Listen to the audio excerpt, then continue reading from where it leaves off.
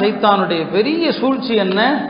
ஷைத்தான் மனிதனுக்குள் இந்த உலக ஆசை, ஹெர்ஸ், உலகத்தினுடைய பேராசை. நம்ம சாப்பிட்றது எவ்வளவு ஆசைப்பட்டாலும், எவ்வளவு ருசியாக இருந்தாலும் ஒரு குறிப்பிட்ட அளவுக்கு மேலே இந்த வயிறு தாங்காது.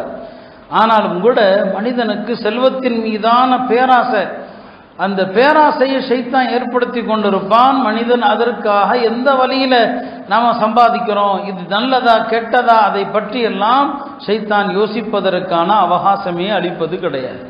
அருமையானவர்களே, அப்படித்தான் ஷைத்தான் நம்முடைய எல்லா வணக்கங்களையும் கெடுப்பதற்கு, நம்முடைய துவாக்களுடைய அங்கீகாரத்தை தடுப்பதற்குத்தான் ஷைத்தான் இந்த பொருளாதாரத்தை கொண்டு வழிகெடுக்கிறான்.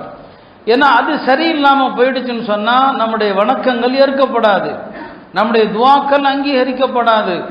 அப்போ நீ என்னதான் தொழுதாலும் சரி, நோன்பு, ஹஜ்ஜு, எல்லா வணக்கங்களையும் நீங்கள் செய்தாலும் கூட உங்களுடைய பொருளாதார நடவடிக்கை சுத்தம் இல்லை என்றால் எதுவுமே பிரயோஜனம் இல்லை.